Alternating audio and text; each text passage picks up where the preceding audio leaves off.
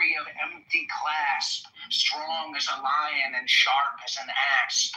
Come, oh come, I am numb with the lonely lust of devildom. Thrust the sword through the gall and fetter, all devourer, all begetter. Give me the sign of the open eye, and the token erect of thorny thigh, and the word of madness and mystery, O Pan, O Pan, O Pan, O Pan, Pan, Pan, Pan, Pan, I am a man. Do as thou wilt, as a great God can, O Pan, O Pan, O Pan, O Pan, Pan. I am awake in the grip of the snake. The eagle slashes with beak and claw. The gods withdraw. The great beasts come. O Pan, I am born. The death on the horn of the unicorn. I am Pan. O Pan, O Pan, Pan, Pan. I am thy mate, I am thy man. Goat of thy flock, I am gold, I am God. Flesh to thy bone, flower to thy rod. With hoofs of steel I race on the rocks. Through solstice, stubborn equinox, and I rave, and I rape, and I rip, and I rend, everlasting world without end. Mannequin, maiden, maenad, man, in the might of Pan. O Pan, O Pan, Pan, Pan, O Pan. With fawns and pards, and nymphs and satyrs for thy guards, on a milk-white ass, come over the sea to me, to me. Come with Apollo in bridal. So they have to actually understand what it's like to be human, so they have to take the alien soul and become its body. Adrian, can you answer the question I asked you? That one I said already no to. Oh, right. Okay. Question is, who do we get to interview the alien? Which Earthling do we pick? Me. That'd be great, yeah.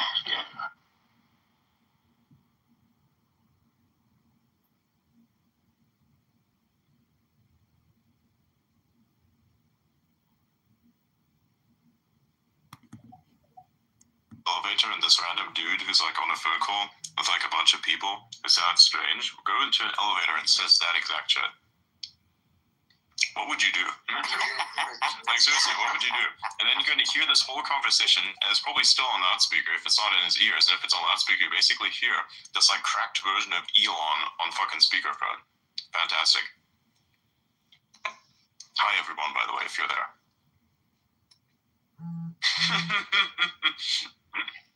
Yeah, this is very similar to like what Google is saying, right? Like they used to have a tagline, "Don't be evil." Wait a second, I didn't even think about evil before you even said that. They have that line. That's true. Yeah, they got rid of it. They removed it. No, they just, never mind. By the way, John, what do you think about the DeepSeek thing? What about it?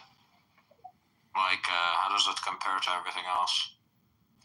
I think it's like the smartest model that's available right now in terms of IQ or however you want to phrase that. I don't know if you were here like 5 minutes ago, but I said I had a CUDA problem. For hours, Perplexity, Claude, OpenAI, Google couldn't solve it, and then I described it to R1 with no internet access, and R1 fixed it on the first try. Wow. So it's pretty strong, pretty smart. I think it's impressive. I don't think it's anything surprising. Honestly, I'm just more surprised that like Google and OpenAI weren't able to do something like this before.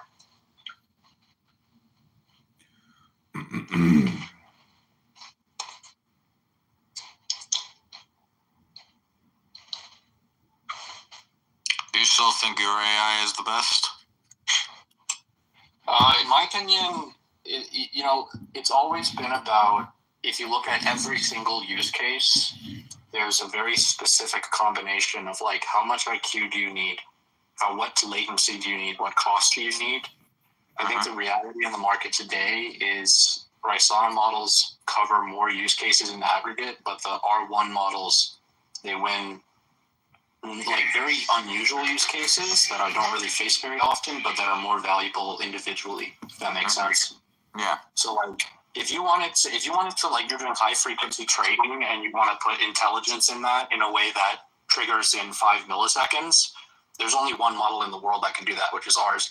But if you want to solve, like I just said, like a CUDA problem that no other AI model can solve, then R1 is going to be the thing there until O3 comes out.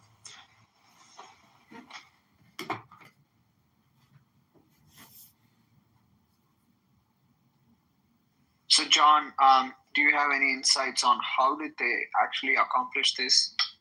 I mean, they didn't have as much money as OpenAI or Anthropic or something, nor did they have the GPUs. So is it just like pure talent? Well, if you look at what people like, Keller Jordan, do you know that account on here? No. You should look up Keller Jordan if you don't know it.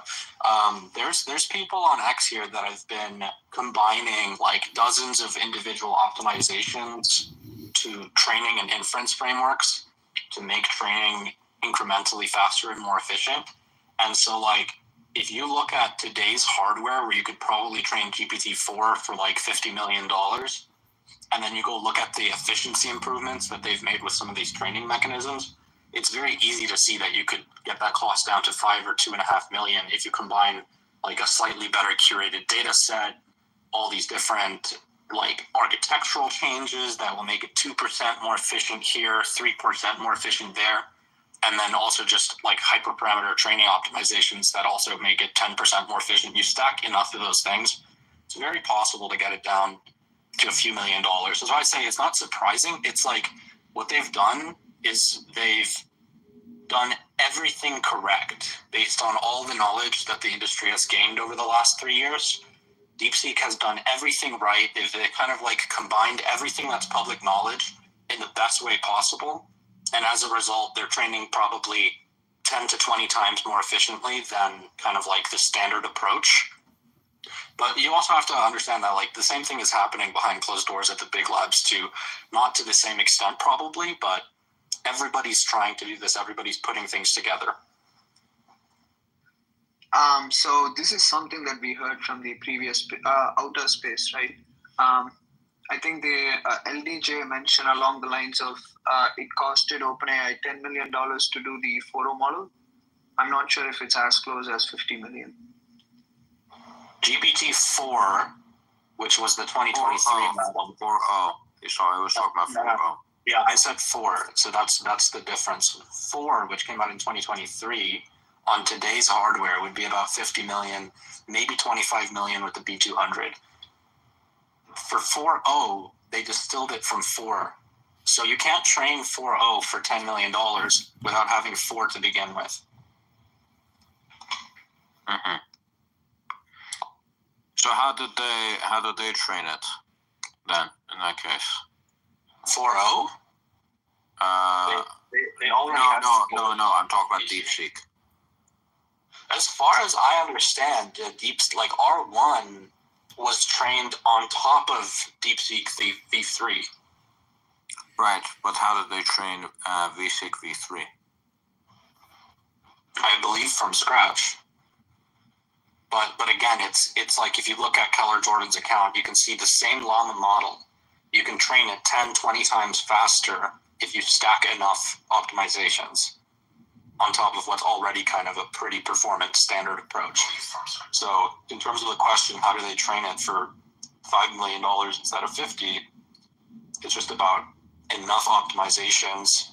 The architecture is optimized. Also, they designed the architecture of the model for the hardware that they have, which is very different from the way that most people are running open source models. That's why you'll notice DeepSeek is basically the only popular open source LLM where the company's own API is faster than all of the open source cloud platforms, like Together AI, Fireworks.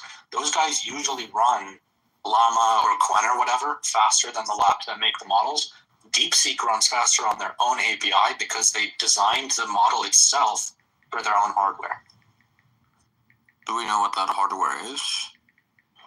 No, I don't think we know, but we can probably assume it's H100s or something. Will they continue to have access to that? How How would they get H100s though? Because as far as I understand, China is banned from H100s. Yeah, they're banned from a lot of things, but that doesn't mean they don't get them. So, I mean, they're probably smuggling them in, or I don't know. Maybe they're using just thousands of 40. How are they smuggling them in? Because as far as I understand, at this point, they're not selling them to anyone but the big companies. Yeah, I don't know. I would like to hit you with the life finds a way part, but even if you knew somehow how they would do that, I don't think you want to be the person to say it. Yeah. Just saying. Thinking logically, right? Like at this point, they're only selling them to the big companies, right? Microsoft, Google, XAI, Facebook, whatever. I'm trying to think of how exactly you would be able to smuggle anything. At large companies, there's always someone who feels like they don't earn enough money that you can send some money to. And then next thing you know, something that you need falls off the truck. Like, remember with the Gigafactory, where like an entire truckload of cups was missing? Somehow it disappeared, bro. I don't know what happened, bro. Yeah, but that's fucking cups. We're talking about foods that cost. If you can make an entire truckload of cups, like thousands of those things disappear, you can do the same thing for a couple H100s, man. Or you could say a few of them got fucked, collect them over time.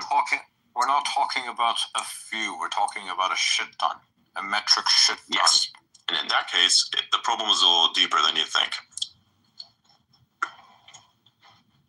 Ask DeepSeek. Yeah. Mm-hmm. Yo, how'd you get these GPUs? How'd you get so many of them, man? GPUs, bro. So I have a question. Why should they go to NVIDIA again? Like, can't they just get it from TSMC? What? What are you talking about? I mean, they can order the chips from TSMC and design the GPUs inside China, right? No, they can't buy it from TSMC. They can't get any chips from TSMC. They got the same problem, you see.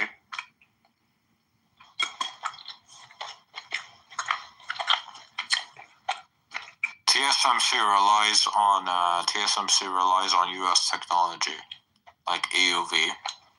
And that's why whatever they make is sanctioned. They can't take contracts from China. Yeah, exactly. Which is why China's so pissed about it.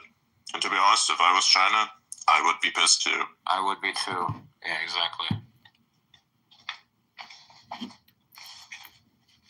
I asked DeepSeek, and they said like old GPUs, third-party resellers. DeepSeek didn't even really have a good answer for how they got their GPUs. If that were the case, you'd have to rely on multiple failed companies, of which few do exist. Oh, by the way, the guy we talked to in MySpace came. Sure. So we can discuss it with him as well. Sure. Hey, LDJ, how's it going? Hey, what's up? Hey, you guys talking about DeepSeek GPUs? Yeah. I think I heard something along the lines of like getting them, like you could basically have like a shell company in like Bangladesh or like India or Thailand or something, and then you order H800s or H100s through there, and then you ship them from there to China, and apparently some of them are getting into China that way. I think at this point though they're not selling any of those to like anyone other than the big companies. I mean, you really got to respect that, right? So not only did they have less money, not only was it a side project, but they had to like fucking cheat their way to their hardware, and they still got it done. Like, damn, dude. Well, I think they said in their paper it's H800s, I think, right? Which is like, I think NVIDIA's allowed to sell those to China, but it's just like something like 2 or 3x less powerful than H100. But if you look at like the estimated amount that DeepSeek has is around 50K of those, which is somewhere around like 25K like H100 equivalents. But DeepSeek V3 only used like 2K of those to train, so they still haven't even used like the full amount of all their compute to train things. How much do those things go for? A pop? Like an H800, not sure, but like H100 is probably selling for about like more expensive earlier, but maybe like around 20K, maybe even lower, like 15K at this point because of Blackwell. And then maybe H800 is like, I don't know, 10K. That sounds like it's a lot of money. Didn't you say that they had 50,000 of them or like 2,000 of them? Yeah, so like 50,000 times $10,000 a pop, that would be what, here, I'm just doing the math right now. 50 That million? would be, yeah, 50 million. Yeah, which Yeah. is about what they said, $50 million of a GPUs. Yeah, so yeah, that And makes $5 sense. million to train. Yeah, and then like when they say like the training cost, that's basically calculated as like the going rate per hour for like if you were to rent one of those GPUs, and then how much that total training time was.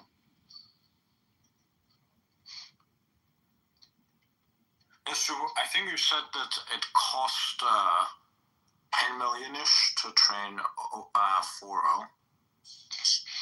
Yeah, like if you were to, yeah, that seems like very likely, or at the very least, like a text version of 4.0 if they were to make that. But maybe because the multimodality and things like that, maybe it cost more, like, you know, maybe 15 mil or a little bit more.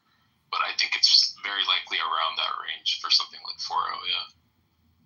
So how will American companies respond to this? Like, how will, from like X to OpenAI to I don't know, Google, what did we learn? How do you think people are going to respond?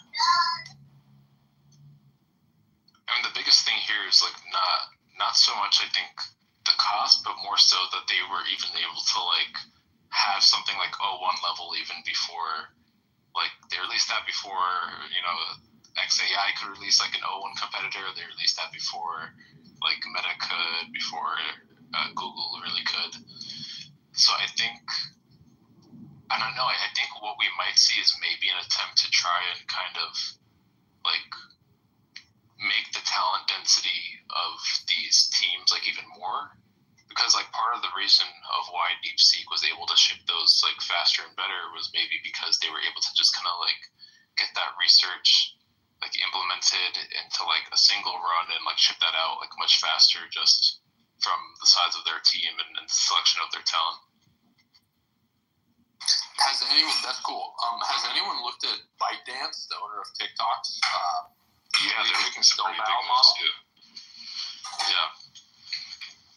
I mean, even beyond, I think they had something else called, or I might be getting that mixed up with Tencent. I think it was either ByteDance or Tencent that had something called Hunwan too. And they had like a video model as well. And yeah, I mean, ByteDance and Tencent, they have basically GPT-4 level stuff too now. So ByteDance would be making video models, but I thought Doubao was an LLM. Yeah, I think wasn't Alibaba also doing something? Quen? I think Alibaba definitely has its own thing, but I don't know what it does. Yeah, I think it's called Quen. Yeah, Alibaba, I would say out of the like all the Chinese labs, it's probably the second like best behind DeepSeek, or maybe even like tied with DeepSeek, depending on how you look at it. Yeah, they even came up with a reasoning model before DeepSeek did called QWQ, but it wasn't like quite at O1 capabilities. It was more like O1 preview, so it's not getting as much hype as DeepSeek R1's model is.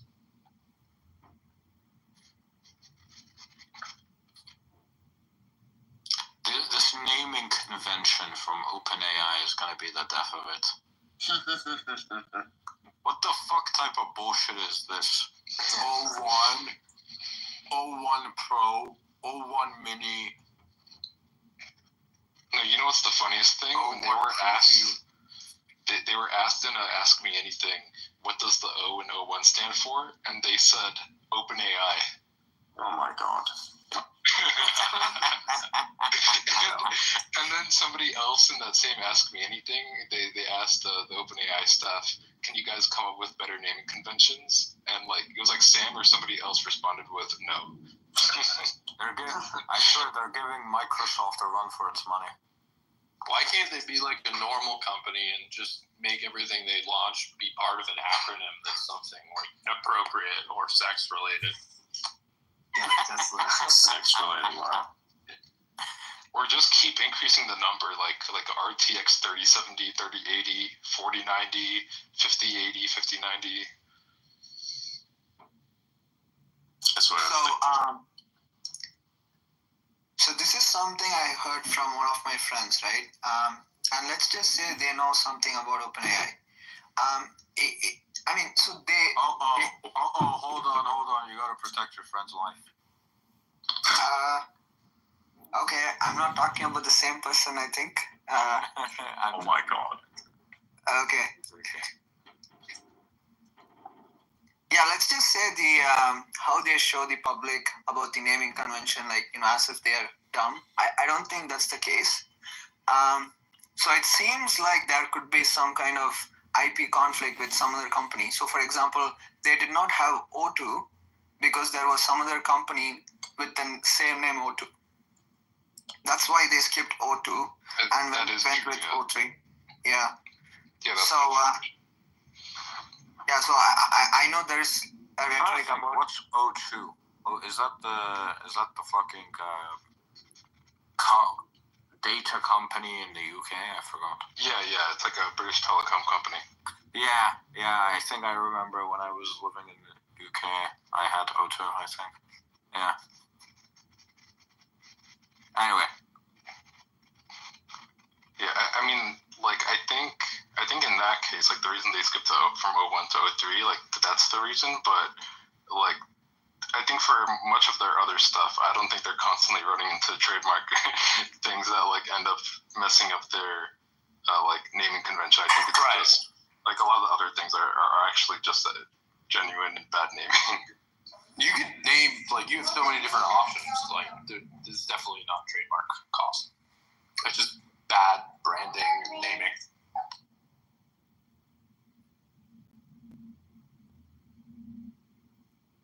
What do you guys think of the computer agent thing, or like the naming convention for that, at least, like that they called it operator?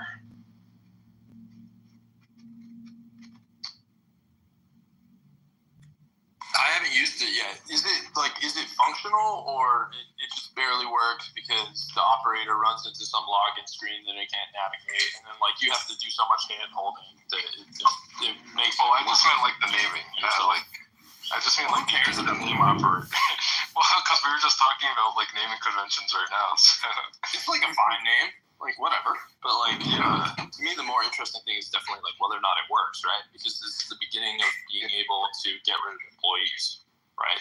That's just the idea. Yeah. I mean, it's definitely better than cloud computer use right now, like pretty much every way. Like anything cloud computer use does, it seems like this would do it like better and maybe even like cheaper. But I think like right now they have like this browser system that's inside of the ChatGPT interface, and to some extent this kind of might make it like harder to use in some situations, because let's say you wanted to already use like the logins you already have in your browser, or already use things that you have on your desktop. But like on the other hand, it's just safer because instead of like interacting with all these other logins, like it has this dedicated browser that you can put your own like logins and autofills and all these things that you wanted to have access to. That's cool. I mean, I understand the point you're making, but I don't know. I haven't used it at all, so it's just cool to hear you describe it, how this stuff could work or does. Yeah, I mean, like right now, I think most people probably like if it was made available to every ChatGPT user today, I think the amount of people using it like a month from now, like actually for the sake of useful stuff and not just like to try it out, I think probably wouldn't be that many people using it like a month from now. But I think it will improve a lot over like the coming month, just like the O1 models and O3 are. Yeah, I think we'll see a lot of improvement over this year. Do they have like enough talent left over. I'm not too familiar with AI talent, but it seems like a lot of the names that I know, and not saying that I know a name means that the name is someone who's smart who can drop good AI code, but like, do they have enough talent to like keep going, or they're actually starting to be short of talent given all these people have left open AI? In my opinion, the talent stuff has been pretty overblown. If you look at the actual names of people that are like the lead researchers, like on like the actual projects, like on GPT-4 credits and things like that, like it's been like a very small portion of those names like actually contributing to stuff that have left. It's been like some like I mean, Ilya was probably the single biggest one that left. That's like a big name. But yeah, like a lot of the main people, like I think really pushing stuff, like a vast majority of them are still there. Who runs product for them? Like, I guess Sam like doesn't code. Is he more of a deal maker, and they have someone else who kind of like decides how things should be from a high level? I mean, they have like chief scientist Jacob Pachoki, and then they have like, I think they have a new CTO now as well. They have like a chief product officer. But I mean, like Sam does know like a decent technical amount of things. Like he did actually. I'm pretty sure he like went to Stanford for computer science. He has like coding background in some sense. But yeah, he's like not like this cracked like AI researcher, but he probably knows enough to kind of like understand what kind of decisions should be made roughly high level. All I know is that his social. I apologize if there's background noise. You guys can tell me if there is. I don't know if my phone or the app. A little bit, but we could still hear you clearly. All right. I apologize. I'm gonna stop talking after this. But all I know is that like Sam had a social network and it didn't work out, and so I don't know. Yeah, there's a lot of lore behind that. Yeah, he had this social network that didn't work out. I think it was like when he was like 19 or something, and that was like the first batch of Y Combinator, which is like the startup accelerator. And then he actually ended up working his way up to like he ended up just being really good at kind of giving people business advice and mentoring people through things, and ended up as president of YC. All right, one last thing. I think that he, just from like watching him operate and just like who he is as a person, he seems to be like a lot better with like people than he does to be at like designing products. That's just the vibe I get. Okay.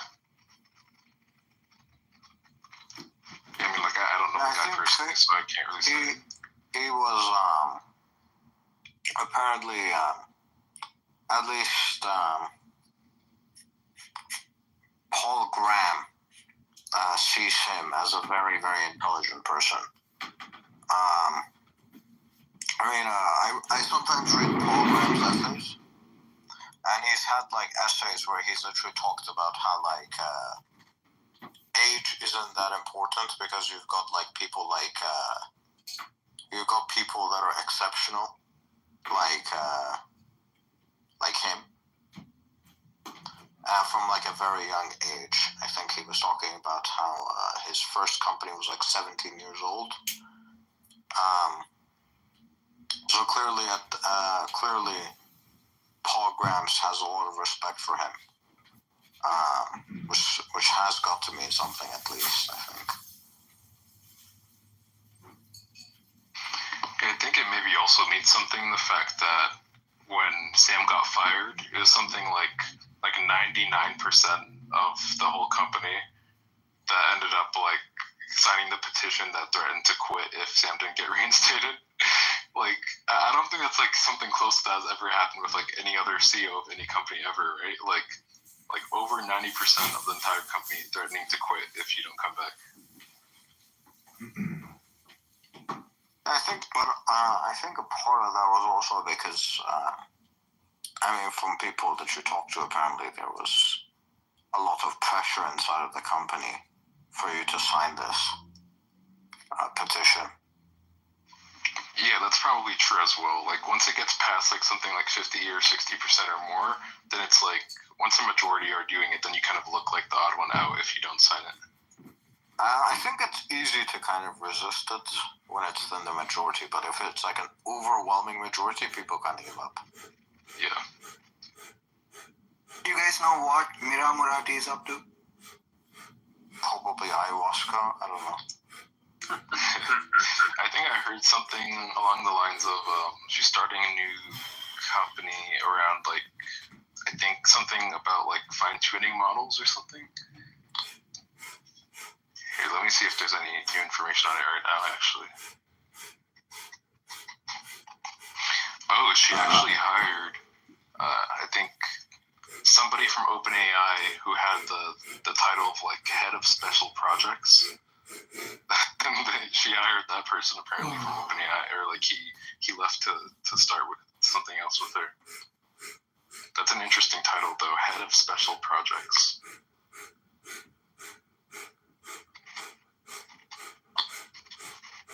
The new way to become a billionaire is to join OpenAI and then leave and then start your own company. Mm-hmm. But why not start a new company in the first place? Because no one's gonna give you money. No one's gonna give you money. Yeah. You gotta have an impressive work history. It's not like otherwise the university degrees would work as effectively as they were marketed to work. Yeah, exactly. Plus, if you work at OpenAI, you'll at least meet some smart people that you can coach. Mm-hmm. Yeah, speaking of like talent, like leaving or joining places, I think like there's kind of this hyper focus on OpenAI because they were kind of like even if they're not all around like the clear number one right now, they have like this momentum of fame from being like the ChatGPT moment and GPT-4, etc. But when it comes to talent leaving, like Google just recently had like there's a tweet of people joining Anthropic, and it was like 4 or 5 different people from Google, like all like joining Anthropic like in the same week, and they're like, oh hey, we just realized like we used to work at Google together. It's nice to be like a nice reunion, and they like posted this picture on Twitter. It's so funny, and then like within like a week or two of that same picture, there's like 3 of like some pretty big people from DeepMind that left to join OpenAI. How much does it cost for a new AI company to poach someone qualified from Google or OpenAI, both in terms of salary and stock, like roughly? At least probably 500 grand at this point. Yeah, I mean, like, it depends on the person, but I've heard of things like 10 mil plus. But yeah, like 500 grand is probably like for at least like more of the average talent. But I mean, when I say average talent, I mean like if you're in DeepMind in the first place, like the average of DeepMind is already highly exceptional, right? Yeah. DeepSeek is paying those bros in cigarettes. Just every time they bang out a new model, they just throw them those fucking cigarettes, and they just grind away. It's a bunch of Chinese guys chain smoking. Oh my god. No, but seriously, that's an interesting question, right? Like, what is the talent cost in China? It's not 500. I think I heard it is like like that much. I mean, I don't think it's 500 grand, but it's like I think it's still a pretty significant amount for like China. Like I think maybe even I wouldn't be surprised if it's over like 50K or 100K USD, or maybe even more. Because I mean, they're like basically a quant firm, like they're getting funded by like the CEO who runs this like quant firm and like this giant hedge fund with billions of dollars. I interviewed a guy. He wasn't like an AI researcher from a quant fund in China who I was going to hire, and he was like, I think if I recall correctly, he didn't need much more than like 30 or 40 grand. And it was like he had like a decent pedigree. So just one data point, but there you go. Yeah, I mean, it like in some circumstances it makes sense if like the person is literally somebody who already had a successful career. Maybe they already have like a good cushion of like investment or savings that they're on, and they're like they just kind of care about like the passion of working on some cool new thing and don't really care that much about a salary. Maybe you get that Elon discount. Yo, you get to work for Elon. So if it's 500, whether it's 500K or $10 million, like what's the typical breakdown on like salary versus stock in that, or is it just like too hard to say because it depends on valuation and all that stuff? Salary on the 500K, I would. Sorry, salary. Yeah, go ahead. If you want. It rarely salary go above 250, 300K. So like, no matter how much somebody's making, you're gonna see 200, 300K salary. Depends on the company, but yeah. Yeah. I would generally agree with that. Yeah. Like Yeah, I think Netflix, for example, gives you the option to like literally take your salary and whatever the fuck you want. You want all cash, you can take it all cash. Yeah, what I've heard is something like 350K with 200K stock. Like that's what I've heard is like somewhat typical. And always the same thing where it's like 4 years, 1 year cliff. I forget how to say it, but like Depends on the company. Depends on the company. Yeah, like vetting. Yeah, like vetting over time. Like vesting over time. Yeah, you don't get it all like immediately. Exactly. 4 years is definitely the most common, but it's not that common. Yeah. Amazon. Yeah, I think with like these. I know Amazon. Yeah, sorry, you go. I know Amazon does like 5% upfront first year. So you get 5% of your stock first year, and then every other year it's kind of like it's significantly more after that. Yeah, for like certain poaching deals, they might even do like some type of sign-on bonus, but in the form of like stock. So like your immediate like stock investment is like significantly more than maybe it would otherwise be if you weren't being poached.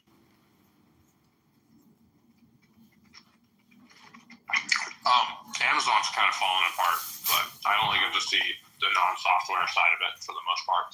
See the retail side. What does Rysana do, John? It's our is sweet to language models, just like OpenAI or Anthropic or whatever, but our focus is on making that fast and reliable first, reliable in a structural sense. So if you've ever used like OpenAI structured outputs, or you've like used a neural language model and tried to parse it using structured data or anything like that, basically do that. Our structure systems are about 1 million times faster, so we basically have no overhead for that, and then also I think You're cutting out. You're cutting out pretty badly. how many words can be? Every other word like comes in. Every other word comes in. Well, take a look at my profile. I have a video that covers it pretty well, and Basically, what we're doing with our brains here is we're doing the same thing that NVIDIA is doing with our video games and the frames that are being skipped. That's what's happening. Yeah, the deal with it. Yeah. We can kind of understand what you're talking about. It's just very difficult to piece together. That's a good analogy. Yeah. So what Now I'm it's thinking working. is, Now everything's working well. And now you're back. so it doesn't matter who wins the AI race. The consistent winner is Jensen Huang. Yes, and TSMC. That's why we need to protect TSMC. Don't send the money to Ukraine. Send it to Taiwan.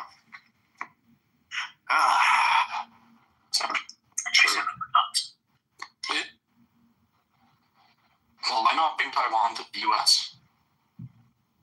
What do you mean? Make it a U.S. state? No, we could dig out the land surrounding Taiwan and actually like transport it on across 10 different aircraft carriers, bring it next to Florida, and boom, done deal. Exactly. I'm sure China would be cool with that. 100%. We need to call in the monkey god from. We need to call the monkey god in from Indian mythology. He's gonna lift the island up and bring it straight here. That's a real thing, by the way. Go look it up. Do you mean God, or do you mean Wukong? The Wukong guy? I don't know. I forgot the name, but it's definitely not Wukong. Siraj, where's your moat? So, do you know what I'm saying? Do you know what I'm talking about? What's the name of that mythical thing? It's called Hanuman, but I'm not a Hindu myself, so I don't have expertise in the subject. Right. I just needed to know the name because you might. I don't know. It is Hanuman. Yeah. Yeah, so we're gonna have to Hanuman fucking Taiwan. Just take the whole island and ship it to US. Put it right there next to. Put it into the Gulf of America. You know, it really does belong there. We just got to make sure that the depth is right. Otherwise, the whole thing's going to be underwater, and we'll have Atlantis V2. We don't want that. But yeah, sure. It would be an epic battle. Like the monkey god from India shows up to move Taiwan, and then the monkey king from China is like, not so fast. And then you have some crazy monkey battle with Taiwan. It's pretty funny. And then once we put it into the Gulf of America, if we make it just U.S. territory, then we don't even have to give all the people visas because the people on the island will already just technically be residents already. Yeah, like Puerto Rico. Exactly. Yeah, exactly, like Puerto Rico, yeah. Yeah, So they would be U.S. citizens. They would be U.S. citizens still. I'm like a highly expert trained racist. And Siraj, what is your last name though? Isn't it his last name? No, it's my dad's name actually. Well, Go on. No, yeah, I'm not very religious. Well, is your dad though? That's the Yeah, question. him neither. Oh, It's like okay. an atheist, or does he believe in something? Fellow racist. I would say I would maybe agnostic. That would be more accurate. But atheist for, I would say, practical reasons, so I don't get into rabbit holes every day. What about you?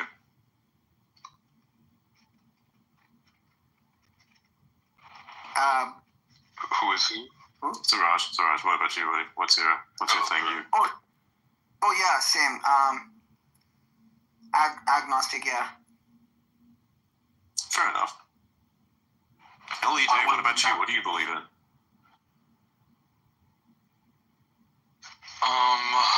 I'd say agnostic. Kind of used to. I think like a lot of people probably in here. I went through a more hardcore atheist phase when I was younger, and then kind of more agnostic now. Yeah, But yeah, I think everyone goes through that fucking. Well, not everyone, but yeah, most people go through.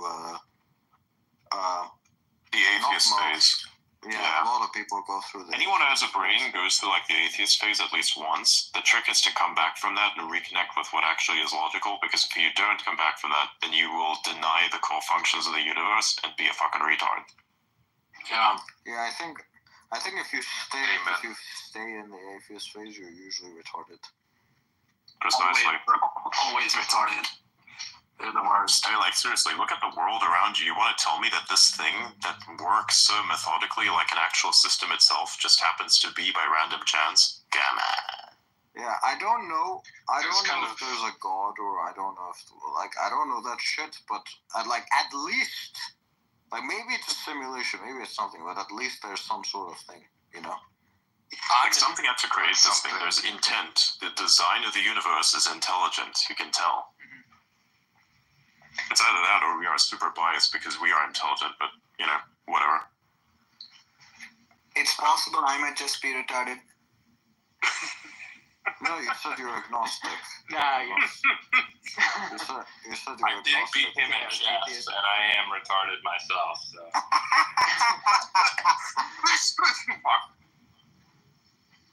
I mean, what's interesting is like around like SF, Silicon Valley, there's kind of like a bit of a growing like Catholic mysticism vibe. I think John, you might know kind of what I mean, but Yeah.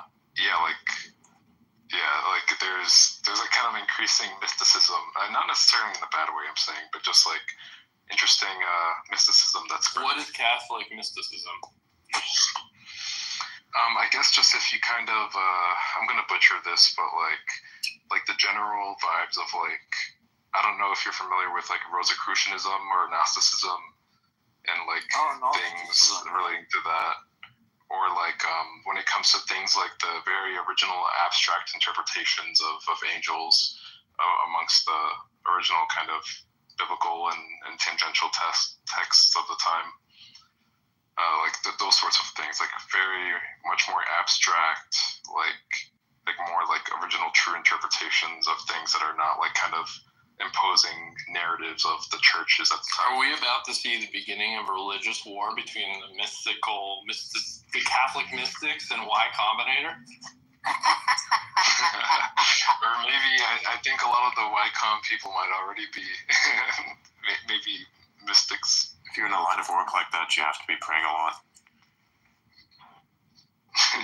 especially if you work at SpaceX and need to pray for the Literally, yeah. A lot of the like aerospace and defense people that I know are Christian. Almost all of them. Yep.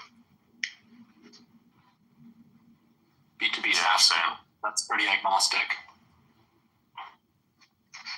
I think I've noticed a trend with like, and this is like pretty low sample size, but like infra people, like people that like even like high up in like, you know, maybe like a head director of like infra for maybe like a big AI project or something. like at a previous company I worked for, this was the case. Like, it was like a very Christian guy at the head of infra, and then I think Greg Brockman at OpenAI, I think he's like Christian too, if I remember it. Yeah. And he's like, I think head of infrastructure or like a president or something like that. There's definitely a personality type that's attracted to religion, and then certain religions overlap with certain cultural types, cultural and like personality types. So I could definitely see that being true. Just hit a glass wall with a plate. Yeah, maybe it has something to do with like the love and passion for systems and like systems and optimization problems and things like that, and kind of then that maybe causing you to reflect more about the universe and how that overall system is functioning, and kind of like going down this route. I'm not saying it's even necessarily bad. It's just like, you know, just interesting pondering that it might implore you to do. So if I were to be saying to Jewish Kabbalah stuff, what would you think of me? Just hypothetical.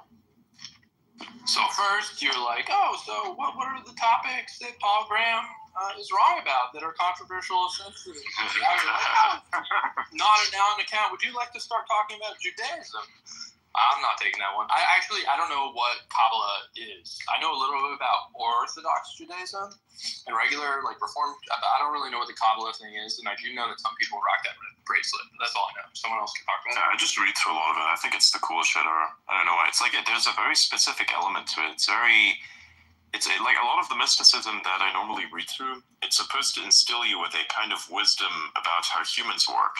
This stuff instills you with a kind of wisdom as to how the universe works in some way, like gigantic godlike forces. That's why I think it's really cool. Yeah, I think the Kabbalistic stuff is kind of tangential and similar in a lot of ways to like the, I guess you can call it neo-Catholic mysticism stuff that I was talking about. Mm-hmm. Like, I mean, even if you just go back to like, it's kind of like a meme in tech and AI lately of like people talking about Neon Genesis Evangelion a lot.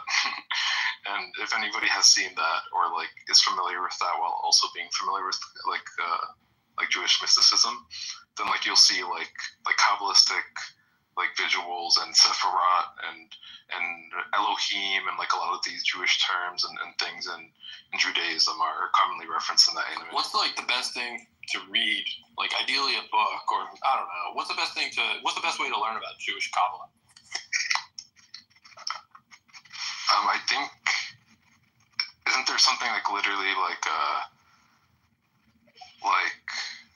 I feel like there's like maybe like one or two main actual like texts like literally called like Kabbalah or something similar. I mean, maybe Adrian, you might know more. I'm scatterbrained about it. I read a lot of studies. So there's like one guy who I know who has access to university libraries. So I'm pretty sure a lot of those works aren't even entirely public. So. Okay, I'm looking at is Kabbalah. There might be some good books on it. Yeah, it seems like there's a Wikipedia for primary texts of Kabbalah, and then those are like at least like the known ones that are preserved by current archival records. It seems like you could just kind of read some of those that have been translated to English, or just ask Claude or ChatGPT to like summarize some of those original texts. There's a site that's called the Center for it, and there's a bunch of videos on it and shit. Pretty cool. Here, I can send it to you. Awesome. Anybody else wanted to? I mean, I'm sure I can just Google it or whatever, right? Yeah, there you go. It's like literally a website that's called Kabbalah.com. are you agnostic? Me? I'm not sure if agnosticism necessarily reflects my view of the world. It might. I think by execution, yes. Yes. You realize that we're all in a church, right? Like, we're all in the cult of Adrian, and every day we listen to his sermons, and sometimes we confess things to Adrian, and we do our 15 push-ups. Like, you guys realize that? That is true, yeah. We do have a cult ritual. It's I make everybody eat healthy and do push-ups. I'm actually going to do 90 after this space. Actually, after I'm finished eating this thing. Just having my steak, just about to eat it. You could, like, hear the heart attack happen on his faces, like that post-90 push-up. Yeah. Speaking of religion and ideologies, what do you guys think of Don't Die? I feel like most of us probably agree with the I ideology. tested his Right? olive oil. Oh boy. Ladies and gentlemen, he's about to tell you about the olive oil mafia. I'm not going to talk about the olive oil mafia because I don't want to hit the bottom of the East River. But he's vegan, and I don't know. I'll just leave it at that. Yeah, I think, look, here's the thing, the don't die thing, I understand that. I believe also in optimizing human health to the point that you can live as long as possible. I don't want to die personally. I don't know what comes after. Maybe it's that I fear what comes after, but realistically, it is more so about the fact that this world is extremely entertaining and I don't want to leave it behind. So I kind of just want to keep going as efficiently as I can and as effectively as I can. Like, if I'm sitting there as like a fucking vegetable and I really can't be doing much of anything with my life, then that's kind of not how you want to live. So purely from the perspective of being fit and being able to move around at least, yeah, that's something that I'd want. How he's going about it, I think, is completely incorrect, however. Like, he needs to do things to his body in order to sustain a very counterintuitive diet that is just not realistic and not even necessary, because he's going off of Sinclair's work, which is fundamentally incorrect on multiple levels. Also, it's like purely rich people food, by the way. Yep. Yeah, I think like maybe the best argument for it though is along the lines of like, you know, maybe not going as hardcore and like in the specific direction that Brian Johnson is, but the overall sentiment of Don't Die, I feel like even if you do enjoy, let's say, eating fast food and doing this and that, and like if you ask such a person, hey, would you rather eat fast food and this and that rather than be dead? And they most definitely likely say yes. And like if you want to actually maximize the amount of time that you can eat fast food and do this and that, then like you should just try to at least survive till like, you know, a longevity escape velocity, assuming that you at least believe that could happen. And like at least make it to there, and then you could do whatever you want. Then you could spend hundreds or thousands of years eating fast food, and like you don't have to worry about dying. You know, just try to. Yeah, but I don't think he's going about it in the right way. Exactly. He's talking about being fucking vegan and measuring nighttime erection time. Bro, imagine you're like the fucking... To be fair to the taking vegan fucking blood from his son. Dude, imagine that your father fucking like doxes your nighttime erection data on the fucking internet in front of millions of people. What the fuck? I'm sorry, can we discuss that? Yeah. I mean, okay, to be fair on the vegan point real quick, he has like emphasized a lot that he doesn't like encourage people to necessarily be vegan and stuff, and he just but he like in a lot of brings in bullshit like okay, we have pretty clear evidence at this point that fucking seed oils are very bad for you.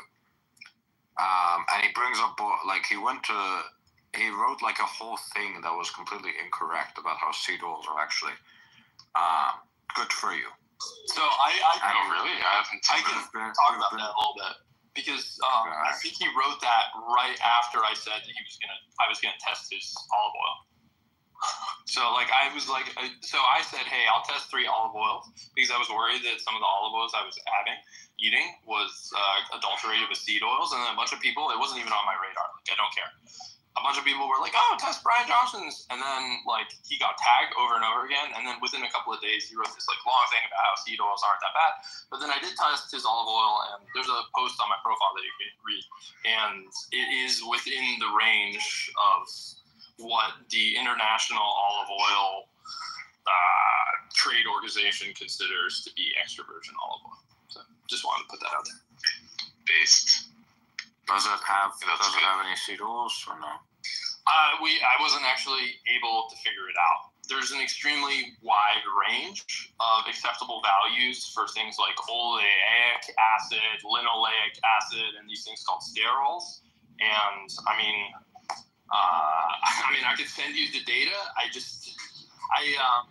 So what happened is I didn't want to test it in Italy because I was worried that an Italian lab would not give me an honest result, because I'd heard rumors that I don't know are true or not about like basically the Italian mafia running like a fake olive oil scam.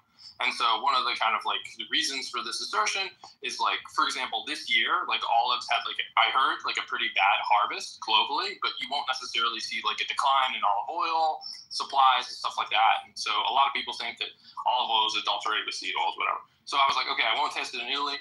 And so then I decided to test it in Germany because I couldn't really find any other lab outside of Italy that was willing to test olive oil. I tested the olive oil. I spent a lot of money, like $5,000 actually, to test like 4 or 5 different olive oils. It goes to Germany. They're like, we're an accredited lab. We'll do it. It's not like a random lab. It's like a big European company that you have almost heard of. Almost definitely if you know testing. And then they delay the results, and then they give us the results, and then be like, hey, we subcontracted it to a non-accredited lab. We promised to tell you whether or not there were seed oils in the olive oil, but we're not going to do that. And so it just became really, really shady. And I think if I were to do it again, I would like either test it myself on my own equipment, or I'd test it like in some place like China, even though they said they couldn't do it accredited testing. And then something that was very important is I wouldn't test it with the packaging. I made a mistake of sending like big brands to a lab, and I think that might have been frowned upon. So I'll put the post in the conversation so you can like see some of the data and all that. I read that yesterday and I was like, wow, that's something I didn't necessarily anticipate. Although one thing I find is very interesting. So I used to live for multiple years in Morocco, and we actually had our own olive oil made from our own olives there at the time. Whatever this European olive oil is, I don't know what's wrong with it, but it tastes fucking rancid. This stuff you could actually almost drink if you wanted to. It was smooth. It was extremely fragrant. Like fragrant to the point that if you were to put this on your skin, it would smell like perfume. And it tasted amazing. It was almost weird to put it into the food because of how well it smelled. It's like as if I took perfume and put it in the food. That's how it smelled. It was very intense. And it was very, very smooth.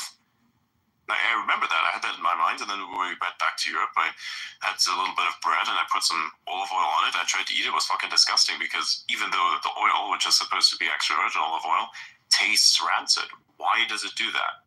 It's not supposed to be this way. So, I guess, who knows? Personally, I stay away from it entirely.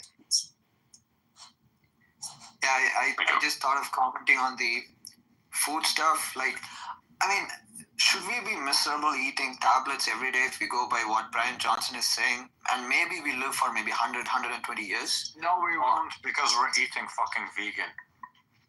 Yeah. So again, like just to clear it up, the idea of don't die, I think that's great. I think that's perfect. It's just the way of how to get there. This is what we disagree with. Right? Because that's not the way to get there. You look at some of the most nutrient-dense foods on the planet, and he's avoiding exactly those things. So look at like a ruminant, for instance. So a lot of the stuff that a human would need, the human can't actually process directly from a plant. So you'll need a medium, and that medium is in fact something like a cow or a goat or various other forms of animals, which are so happen to be ruminants, right? Because they have to actually take that grass, turn it into meat, and then you take that meat on because you're literally a biomechanical assimilation engine. So that's why I also eat a shit ton of meat, and I don't need to eat more than like once a day. I also eat a few carbohydrates as well, and a shit ton of butter and some eggs. But ever since I did that, my energy is like all the way up. I have no more problems. I don't have weird acid reflux when I'm in bed. I don't have like the need to sleep as much, and genuinely, I feel as though my cognitive function has massively improved also. You will actually die on the vegan diet if you do not take supplements. Like, Exactly. There are no plants that you can get vitamin B12 from. And keep in mind that this is something where we have actually bred plants to be this effective. So even at their most effective, plants are still going to kill you if you don't take supplements. Think about humans in the past. They clearly did not live on this shit. Nope. And you can eat some plants. I do think that eating some plants is perfectly fine. Like, have a vertical diet where it's like 80% protein. You can eat whatever else you want on top of that. You can even eat the fast food. It doesn't do much damage to you. Except for McDonald's, I'd recommend staying away from that. For some reason, when I ate like a Big Mac the last time, I felt as though I had a weird immune response. Very strange stuff. I'm not sure if anybody else has that, if they'd ever tried that after like a long period of taking in a high protein diet. There's something in there which really fucks with me. I'll say that too, yeah. That's true. Burger King doesn't seem as bad. I haven't had either in years, but still, yeah. Yeah. There's some local places that are kind of good. I know they're frying their shit in seed oils, but realistically, if you only have it's the sub 1% of what you can eat, so it's fine. Like you can splurge a little bit. You can eat the sweet stuff. It's fine. If you have a balanced diet like that, then you can do practically almost whatever. You can have the non-diet Coke. Who cares? Doesn't matter. But you have to actually get to the point where your body is actually in top shape and top health, and then you can kind of manage that, because otherwise everything's going to fall apart. Apparently McDonald's actually used to fry their French fries in beef tallow. Yep. And then there's like fiasco apparently where when McDonald's was coming to India, then there was like this big protest, and no offense, Roger, when McDonald's came to India, there was some big protests around them using beef tallow to fry the French fries. That's not what happened. That's not what happened. Yeah, okay, do I have the story wrong? Okay, somebody fact. So basically, the story was there was this guy that had a heart attack. There was a rich guy, millionaire, that had a heart attack, and he believed the propaganda about it being basically fat. So he went around the country basically trying to force restaurants to switch from fucking animal fats to seed oils because he believed those animal fats were healthier. That's basically the story. Yeah, I recall that being the main story thing. Yeah, what I was talking about is I think something that preceded that made McDonald's more likely to make the switch. Maybe, but unlikely because that happened in the 80s, and I doubt that there were many McDonald's restaurants in India before the 80s. But either way, they made the switch after that. After that guy. Okay. Yeah. After that guy. So. Did you guys hear that second telling of that Morgan Spurlock Super Size Me documentary, where it turns out that whole thing was fake and he was actually just a raging alcoholic? I think it was kind of confirmed that it was fake even way before then. I mean, maybe it just wasn't widely known, but yeah, there's journalists that tried to get Morgan Spurlock allegedly had written notes down of exactly his caloric intake of each day and exactly what he ate, and then when other journalists tried to ask him for those records of all those notes he wrote down, he would never give it to anybody. Me when I lie. But also just the whole in the documentary itself, the methodology is just kind of somewhat obviously flawed when you look at the fact that he literally forced himself, even if he wasn't hungry, he forced himself to have at least this amount of stuff for each breakfast, lunch, and dinner, and made sure to supersize me for each thing, and then he framed it in this way as if the average American is going to do exactly what he was doing in that documentary. It's obviously if you eat just 2-3 times more calories than you're supposed to of literally anything, you're going to have a bad time.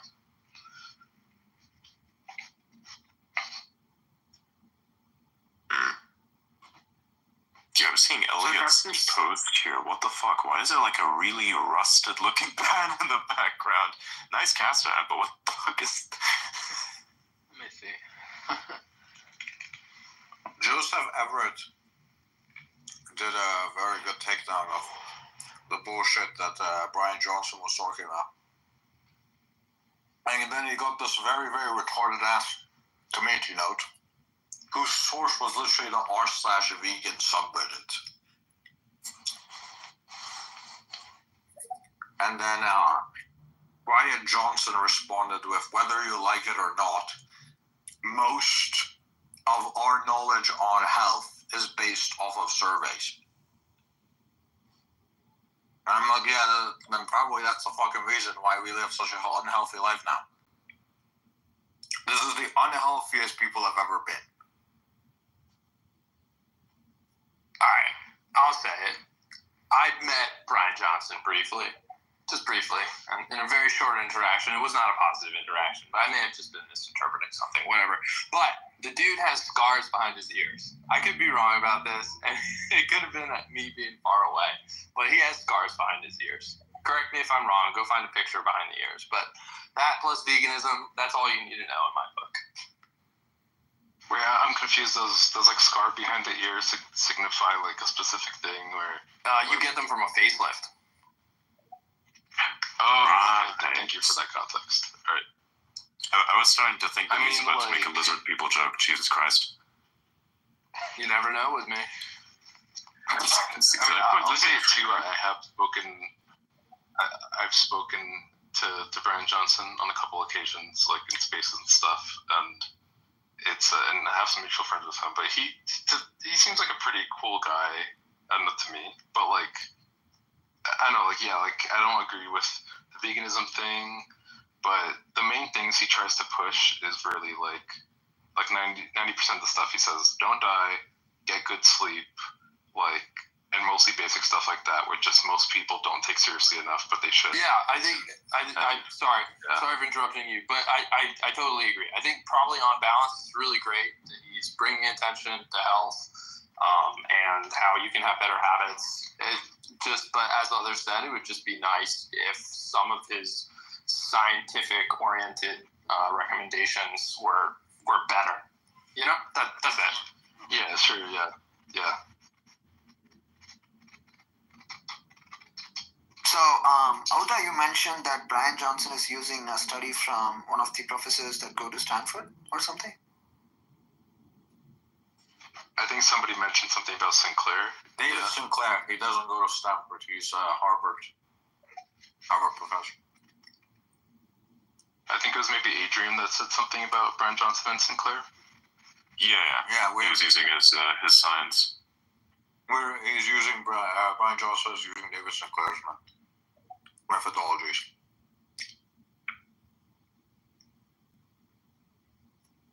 He follows me. I want to follow him back, but I don't know how to feel about that. Wait, who? David Sinclair or Brian Johnson? Yeah, actually, I did that. I was like, it was like, this guy's the antithesis of me. Do I like? How do I deal with the antimatter? You know. By the way, just for context, what do you really call him? Antithesis? Come again?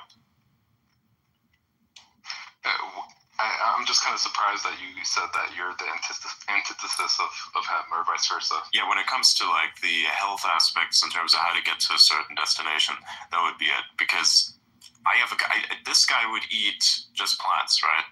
I would prefer to eat only meats. I actually don't like to eat anything else, really.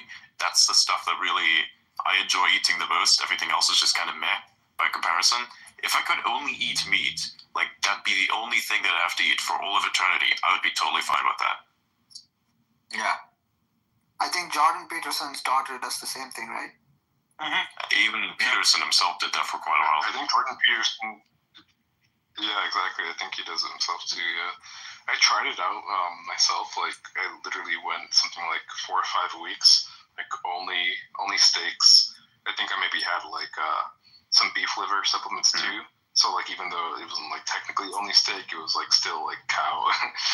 And yeah, like I didn't end up feeling bad or worse or anything, but I also didn't end up having like an amazing like. That makes sense. That makes sense though, because it takes 2 months at least for your gut microbiome to adjust. Your gut. So do you only get the benefits of carnivore once your gut microbiome adjusts? Until then, I did notice. until then, Yes, you sorry, don't go ahead. really notice anything. Nothing's gonna happen. If anything, you actually could feel worse, right? Yeah. Depending on how fucked up your gut microbiome is. Yeah, well, I did notice that. I mean, my energy was definitely way more consistent. And motivation too. Like, even though my motivation wasn't necessarily like insanely high, but it was like normally, after I eat something, like especially with carbs or something, it would be like my motivation to get things done. Like after that point would significantly reduce, or like my just overall energy levels would reduce. But like mainly keeping like proteins and meat diet seemed to make things much more consistent. Also, for me, I don't really do carnivore. I just eat like I said, I eat other stuff with it as well. Because I like to just remain balanced and be kind of adaptive as well. Because if, let's say, for instance, I travel and I just need to eat because otherwise my body's going to feel like shit.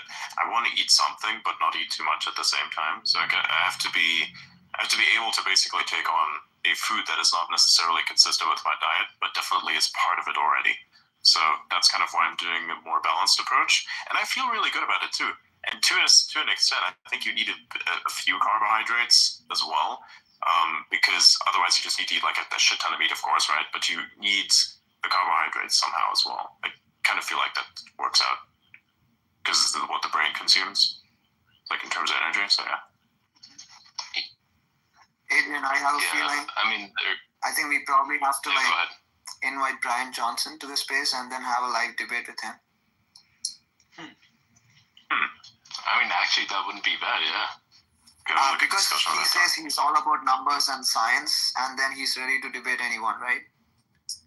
I know two people that would be amazing to bring on.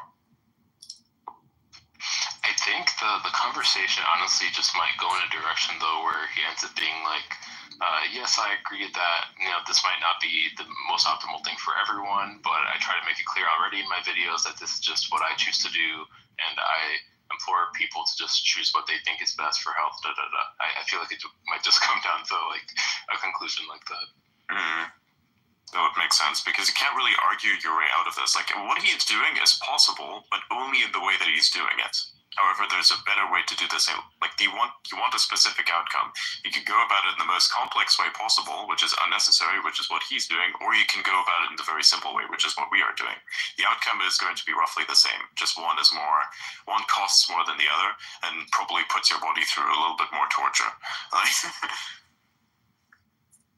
I'm a simple person. I want to eat simple stuff, go to bed, stay up late if I need to. I don't want to fuck around with any of that shit. I think the problem with Brian Johnson's stuff is,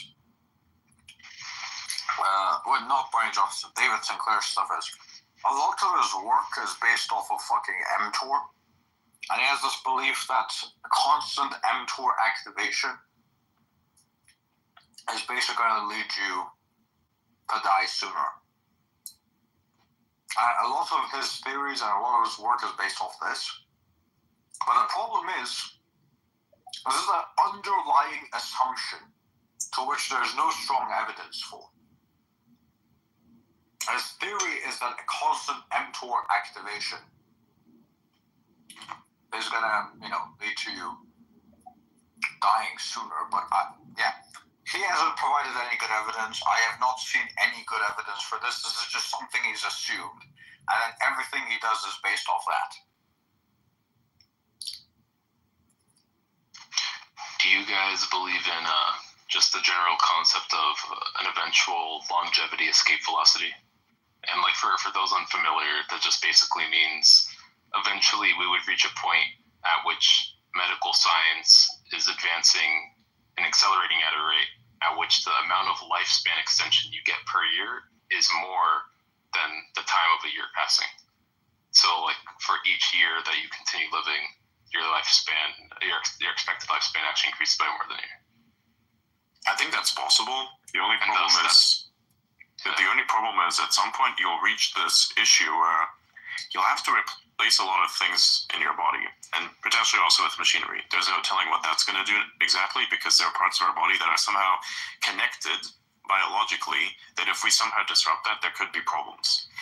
So perhaps you'd have to go all the way to the brain part and take your brain and put it into a robot. And when you do that, the only thing that you then have to do is make sure that you can somehow renew the brain matter, as in just like exchange stuff that's dying off, or stuff that's being copied improperly. It's like just from a cell perspective. And at that point, you're just ending up with the ship of Theseus problem, where it's like, are you sure this is still you? Yeah, I don't Well, I really think, think like- it's possible. I think at some point your brain's just gonna start rotting. I think, like, I agree with Adrian where it's like a ship of Theseus problem, but I think much more people are okay and like consider it less of a ship of Theseus problem if it happens gradually enough. Like, for example, imagine, maybe a few years from now, like, didn't Brian Johnson already, for example, get his like blood plasma replaced with like this other like fluid that he believes is superior? Right? And gradually over time, like, we replace certain molecular structures in our body with other molecular structures that are superior, and eventually that maybe ends up with something like actually even changing the cell walls of our brain cells themselves into like a superior molecular structure, and like iteratively changing these different components of ourselves over time, and eventually like every molecular structure in every cell of your body is different than it was 10 years ago, but like there's no single point where it's like all of a sudden different. It would make sense, but the problem still is there's something about the brain and the way that it works, specifically the neurons, that makes it so superior that that people are trying to actively integrate it into the physical technology that we have. So as to like help thinking. Yeah. Right, Adrian. I guess like yeah, go ahead, Ada. Yeah, Adrian. Yeah. Hold on. I swear, fucking. Wait, what? What's going on? Is this new? What is new? Look at what I just sent you. You mean the video tab? Yeah. Yeah, that's been around for quite a while. Yeah. Oh, really? It's just like notice a new function of X. Yeah, X has a video tab now. You click that and all you can do is scroll videos. It's like TikTok minus the fancy algorithm that makes it actually good. It's the first step. See, this is what I mean. Even fucking Elon was like, this place's algorithm sucks. It was funny when he said that. He said it like multiple times. Say, can I talk to the manager? I'm like, what the fuck? Yeah. No, I don't know. I think we should probably give some slack to the X team because they just launched the feature and TikTok has been perfecting the algorithm for like. No, I'm talking about the algorithm of X in general. It's worse than every other platform. It's worse than YouTube. It's worse than a fucking TikTok. The content here is generally better. There's better people here, but the algorithm itself is shit.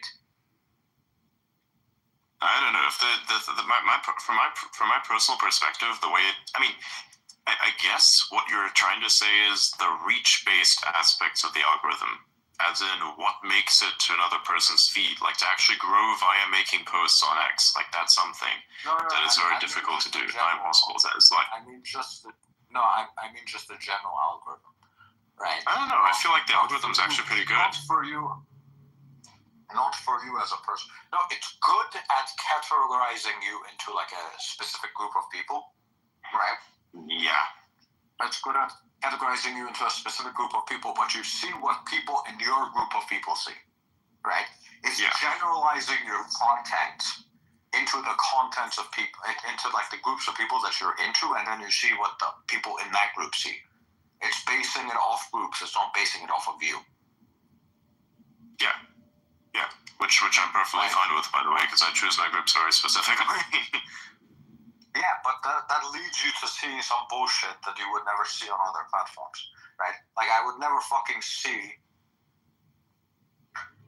I don't know, some girl shaking ass on TikTok, right? I don't see that here either. I'm not sure what exactly you're watching, but yeah. If it gets, fuck off.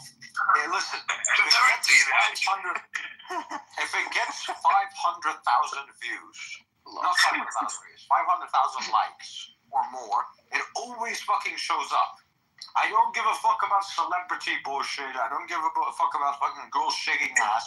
I don't care about Dude, I any don't of see that. any of the celebrity content. I see absolutely none of that. I'm not sure how exactly you interact with the platform, but I see literally zero of that.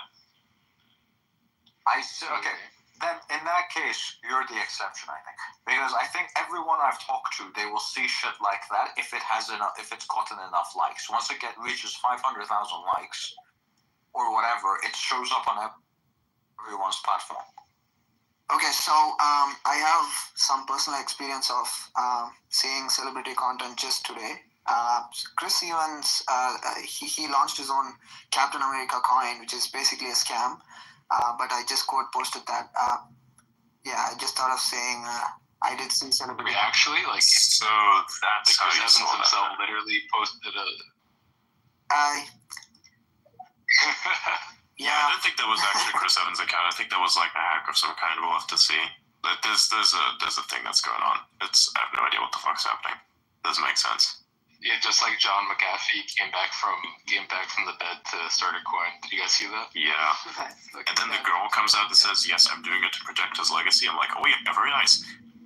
Here's how we're gonna protect John McAfee's legacy by launching a shit token on fucking Solana and dumping it on people.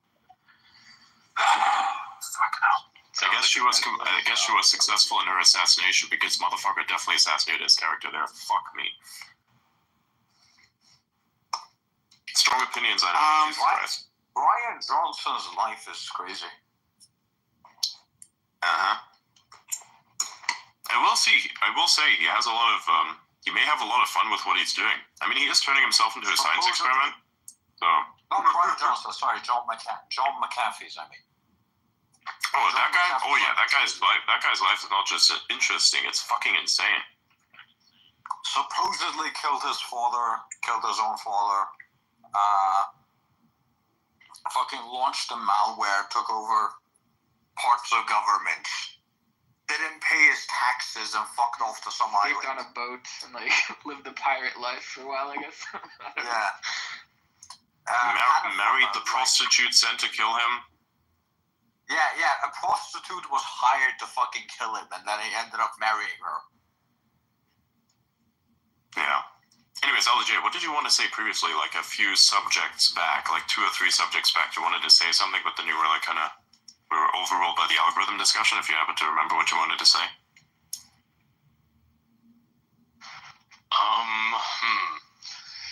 Might have been what we're talking about. Okay, it's definitely after the Kabbalah discussion. Way after. Oh, hey, you may know this guy, Metaphor. He's real cool. I have about 10 minutes. Meta, to say hello. It's been a while. Oh, I think Mr. AI I remember. discussion. You missed our AI discussion. He's a crazy person. What I was going to mention is, what are your guys' thoughts on longevity, escape velocity, and Right. That's what we were talking about, right? What will happen? Oh yeah, and then we were talking about how like at chip of Theseus, molecules changing over time. Yeah. And I feel like that's the most likely direction it would end up going, and like even like slowly changing the molecular structure that make up the brain cells themselves, like the cell wall, like even your cells themselves are made up of many different molecules of, I think at some point it would be possible and even necessary to physically replace parts of the neurons in the brain before you'd even consider replacing the actual like stuff that it's made out of, just to consider replacing the things themselves, like parts in a machine.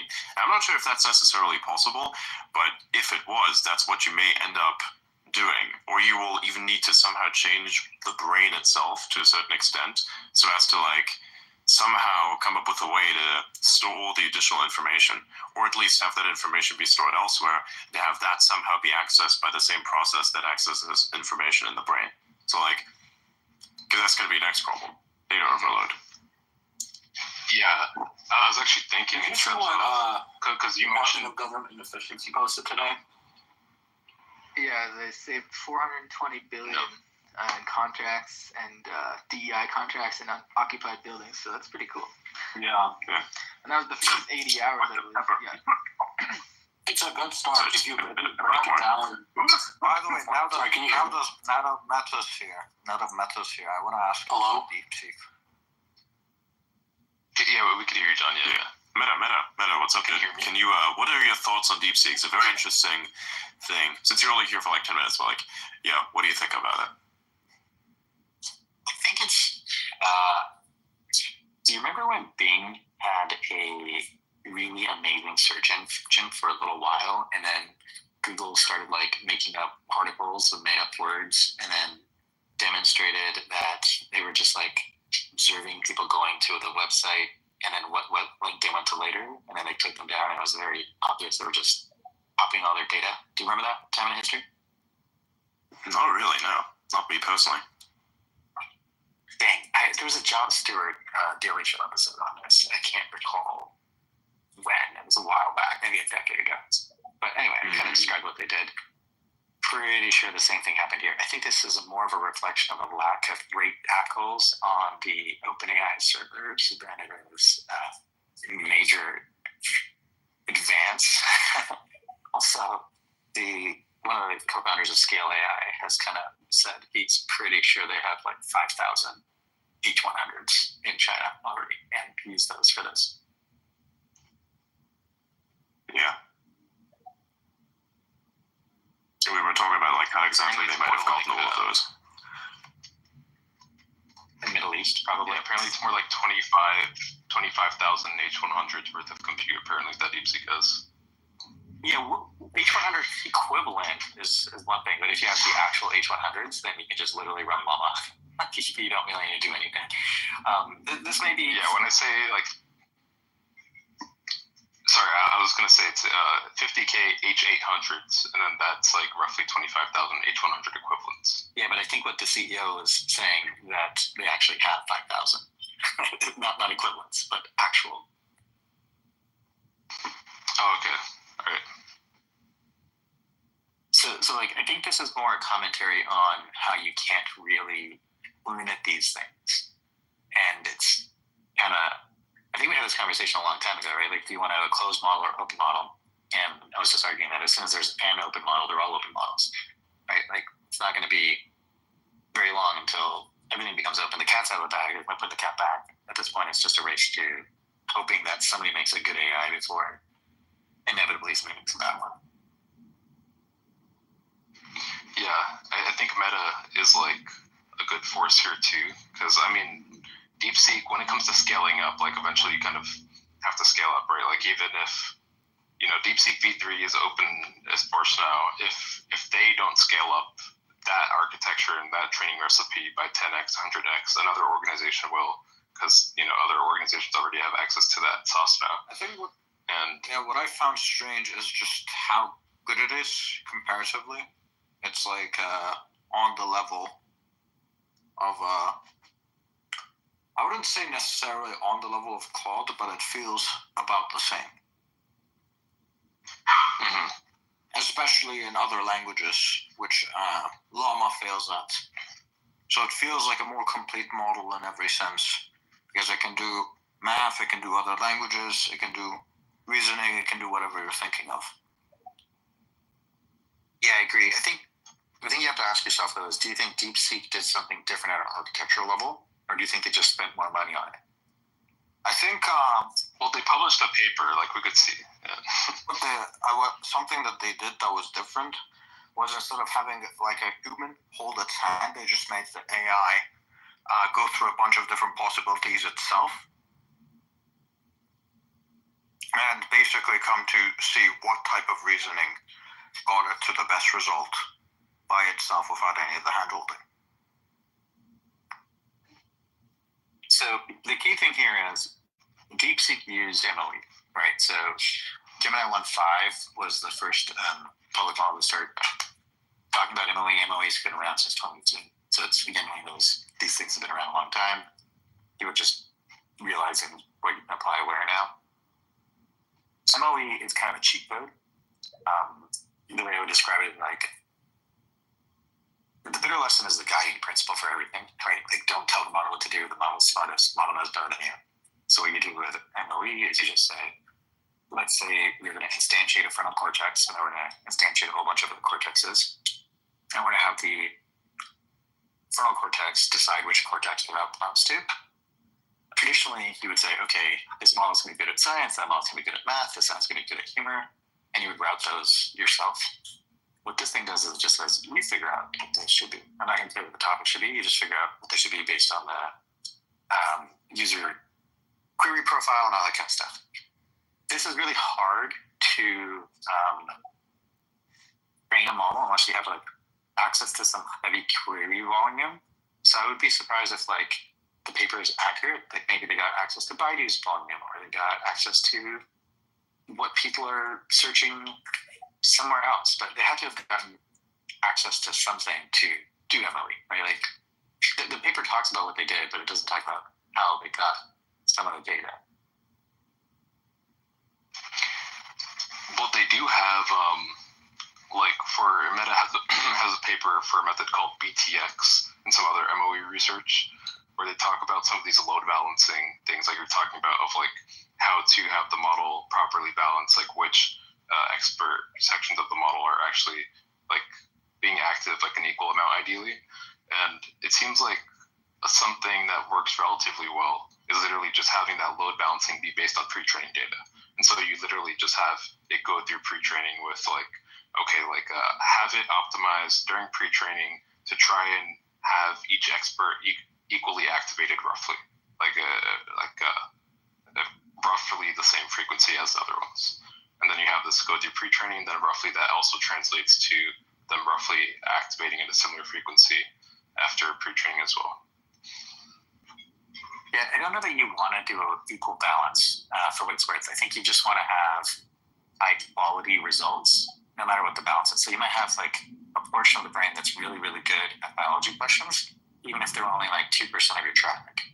But by partitioning that logic out from the rest of the brain, it performs better. As an example, partitioning away creativity from factuality often be a very good thing, because if you're asking for something factual, you don't want a creative answer because that will cause a hallucination. And if you're asking for like a poem, you don't necessarily want factual answers because that limits creativity and the actual thing you're seeking. Yeah, I mean, like, theoretically, I agree to an extent, but it seems like in the literature, like when they do try to do methods of like a very explicit domain specification like that, like you actually end up maybe being able to get similar, better results by actually having it more distributed and evenly, and like basically activating multiple different nodes of like very abstractly defined things by the training itself rather than defined by a human. I agree. I think it does perform better depending on which benchmarks you're using. But the irony is at that point, why have MOE at all? Well, because it gives you extra training efficiency. Like for the same amount of loss, you end up needing way less training compute to reach that same average loss. Exactly, yeah. Then you're only doing it to load balance across chips. That's the only reason. And then the question is, does DeepSeek basically just use MOE to load balance across chips? Is that basically the innovation here? I mean, that seems like the main, well, not even necessarily across chips, like even if you do it across like, well, they have to do it on more than one chip, of course, because of the VRAM amount that it's using up. But even if you had it, like, let's say in one chip, the actual flops required per forward pass ends up much less because you're only activating those active parameters of the model. Like, let's say it's like, for DeepSeek, I think it's something like 30 dB out of the full 680 dB. And then, so you only actually end up spending flops, like during training and inference, for just those 30 dB parameters for every token. Yeah, I mean, naturally, each chip limits you to like maybe at most 120, right? Like you're looking at 60 to 100. You're not looking at. So I think it is driven by hardware limitations. So if I was to summarize what the paper has done, is it's shown that once you look at MOE, which is again why these regulations are kind of silly, once you look at something like MOE, you realize, oh, you can actually do routing. So you can do what Amazon did back in the day and have a lot of really shitty small computers and parallel process across all of them and serve huge websites and traffic, right? Or you can have one supercomputer and you can serve it all one. Turns out having lots of small ones is better because when something breaks, it's isolated, it's easier to replace, and you can do a lot of like fancy things and you can serve more queries because they go into different machines all the time. You can repurpose things, you can scale things up and down depending on which cortex is popular. So like, there's a lot of lessons here. But I think really what DeepSeek shows is the regulatory body is really fun. Yeah, I mean, when you're doing MOE as well, like, ideally, any lab at any point, like, would just try to have very sparse MOE architectures whenever they can, but it's not exactly like it can be something very finicky that, like, you kind of sometimes need the right talent to really have, like, a stable, large training run right with MOE. No, you need a lot of data. You need a lot of data. And so, like, the most frustrating thing about these papers lately, and I get it, it was what it is. For people who have been in the academic space before recent times, nobody includes how they actually did anything anymore. It's just like, it's just a paper for other purposes. Yeah, I mean, like, for DeepSeek v3, they didn't give, like, the full details, yeah, but they did implement some new things for their MOE techniques, like auxiliary loss-free load balancing, and, like, some other methods that they actually incorporate into MOE to, like, make it much more stable and have it run more efficiently, like, during the actual, like, training process and also inference. And they detail some of the algorithms they use in that process in the paper. I'm going to make a prediction. DeepSeek v4 is going to discover RAID is a very effective way to, like, do fault tolerance across different models and servers. Like, we're just reapplying things we've already learned in the past. Sorry, not to be too dismissive. I'm just trying to paint a picture here. Yeah, there's some cool things as well in the DeepSeek v3 paper, actually, with, like, I mean, they don't give, like, a huge jump, but just kind of cool little things that give a little bit of a boost, like multi-token prediction, which I'm surprised more people aren't talking about this. But, like, literally at training, instead of just doing single token prediction, they literally do, like, for a single forward pass, you'll predict multiple tokens at a time. Then, especially depending on, like, how easy those future tokens are to predict, then you could do, like, kind of dynamic multi-token prediction that kind of saves a lot on training costs. LDJ, can you explain what that is? Sorry, the two people were talking at the same time. So, Raj, you're asking me, like, can I explain what it is? Or? Yeah, the multi-token prediction, right? Yeah, I mean, like, what I just gave, I think, was, like, the best high-level descriptor I could give to, like, without going too much into detail. But Meta, I see you have your hand up. Yeah, did you want to mention something? Yeah, the other way you can think about it is, like, a token is like a syllable in a word, and multi-token prediction is the ability to spit out more than one syllable at a time. And the cost of prediction is basically because you go in a loop, and in the loop you're predicting one syllable at a time. That's a rough approximation. The field is working more and more on how to tokenize things, like Meta, and there's other companies are also exploring this. I have a paper that I find fun. Adrian and Auda might want to take a peek at it, and then we can talk about it another time. It's the Titan paper that came out. Sure. That paper talks about using the long and short memory, right? Yeah, I don't want to use that because of LCM, but it's like if you're familiar with how if you're familiar with how T cells and the blood cells work, T memory blood cells, it's very similar to that. The key observation is instead of playing around with just tokenization, which they do, there's three approaches we use, but just rather than playing around tokenization alone, what that paper does, which I think is really different than everything else in the space at the moment, is they look at the context window when they say, how come we always forget the oldest frame when we add in new tokens, right? When we shift the context forward, why do we always forget the oldest token? That may not always be the right token to forget. And so you start developing a model where you allow the model to figure out what to actually forget and what to keep. And that's what that long-term memory is. It actually decides everything is falling off the context window anyway, just because of the way the math works, but you can decide to keep some of that around rather than just drop it. Yeah, I think state-space model architectures have, like, something similar where it kind of does this in a more implicit way, but you can effectively have, like, you have, like, a component of the model effectively called, like, a state space where you can have a fixed state space size. And as you have, let's say, you could theoretically have, like, 1 million, 10 million context, and the state space size takes up the same amount of VRAM the whole time, but it just kind of ends up making the granularity and resolution of that context much lower as you go much longer. So it's kind of like on the fly, it's like automatically kind of compressing it to whatever max VRAM limit that you want to set it to. Or Yeah, and I think Sauda or someone else brought up SSMs in this space like maybe a year ago when we were talking about things, and I had said I didn't think SSMs had a lot of potential, and the reason now I think it's very easy to contrast these two things, right? Titans is just a transformer modification. It's not actually veering away from transformer. SSMs are a complete different direction.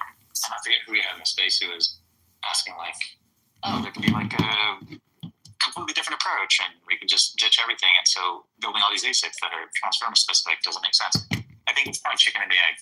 Now that we have all these machines and hardware that work for transformers, it's better for a model to use the multi-attention pad approach than to try to totally change that. So SSMs are great in a virtualized environment, but I think from practical engineering perspective, they're kind of dead on arrival right now until we hit a plateau that we can't pass and it justifies spending trillions of dollars going in a different direction.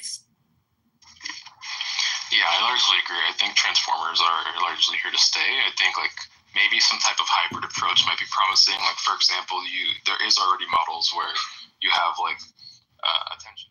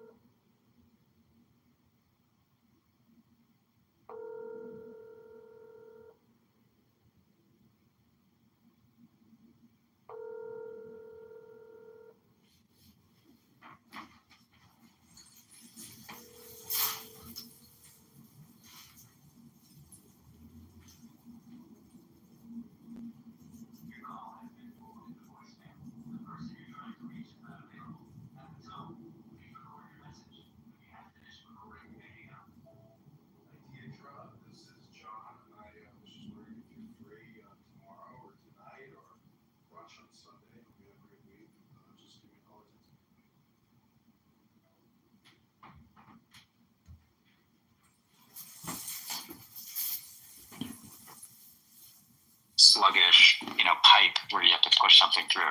It doesn't matter how fast you get past the light speed part, right? The distance you're going is far, cool, but your throughput is still limited by that sluggish part. Yeah. Anyway, to get back to the original topic, I think the DeepSeek paper is a great demonstration of what a lot of other papers had published already. But just because it came out of China, now people are realizing, hardware is not a great thing. We can't really limit things just through hardware. And it's kind of silly because this should have been known already. I think we just have to probably work really hard as a society to come up with the idea that it's like a nuclear armistice or like mutually assured destruction. AI has to be done that way now. The cat's out of the bag. Well, I think Sam already pushed the cat out of the bag. We have to figure out mutually assured progress. Well, I think what actually does make I think what does make that significant though is the fact that it came out of China despite the fact that there is significant sanctions on ships from on China, and two, it's one of the better models. In fact, you could argue it's the best model in some tasks, and three, it's the fact that it's actually, the weights are open and you can use it on your own computer if you want to, provided you have enough compute. I would argue all three of these are a symptom of China trying to demonstrate that they're in the race. They probably were able to spend way more on this from a dollar figure, and they've had way more time since Llama came out to do this. And finally, they probably don't have the same level of scrutiny around using proprietary data. So they probably could just use Llama as a teacher. You can use OpenAI as a teacher. And so it's a lot easier to catch up. It's so much easier to catch up. And then to supersede in a couple of domains that where you pick the benchmarks yourselves is very, don't buy that. We had John on, but we weren't when he was saying it, but he literally he tested out every single one of the. He had an issue with India He was doing something with, I think it was, and CUDA. none of the CUDA was doing something with CUDA, and then none of the major models were able to fix this problem, and the one that was able to fix this problem was DeepSeek. That's pretty impressive. Interesting. I'm not sure. I don't want to speak to people that I don't know what the exact example is, but in general, I'm just going to say if you don't have a new approach and you're doing the same approach, then the only way you can make it scale is by throwing more money at it. Yeah, they also distilled their reasoning model R1 into the training of DeepSeek v3, and so that was something that also gave it like a significant, like, I don't like to call it necessarily reasoning because it doesn't, it's not really applicable to all domains, but if you look at the like Math Olympiad scores, for example, for DeepSeek v3, like even though technically it's a regular chat model, it scores like way higher in something like Math Olympiad, for example, compared to like 4.0 or Cloud 3.5 Sonnet, but still lower than like something like O1. Yeah, again, not to trivialize, but let's say you're starting a new model and you were starting from scratch and you had access to A100s, you didn't have access to H800s. You could theoretically get pretty close to where models are today, in my opinion, if you had enough compute, if you had enough money. The reason is because all you're really doing is using the existing models as a teacher model and then cheating off of what the teacher's saying and distilling down. So if that's all you're doing and you have enough money and time, you could theoretically do it. And think about the motivations of a country like China in this situation, right? Like, there's a whole conversation about they're getting left behind. Why? Ask yourself, why did DeepSeek release it? Why release the models? Why not try to sell it as a closed model or do something profitable? There's also the question of why DeepSeek, why not do this to another company like Alibaba, which has already been large and has the resources.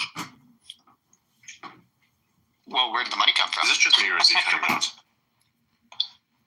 Well, from what has been explained, DeepSeek is owned by a quant firm who makes most of their money from trading, and they just literally, the way they're explaining it is this was literally a side project. Yeah, this side project that cost how much? According to them, 50 million for the Jeep and then 5 million for the training. And how much for the electricity? I would assume that's included in the 5 million, no?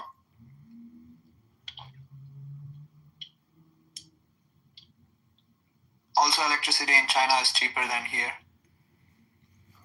Yeah, I wouldn't call it like a side project. I think like there's like one meme on Twitter talking about that, and then people are running with it. But it's like they've been doing this for a little bit, and I remember I think like even a year ago or a little bit more than a year ago, they were already putting out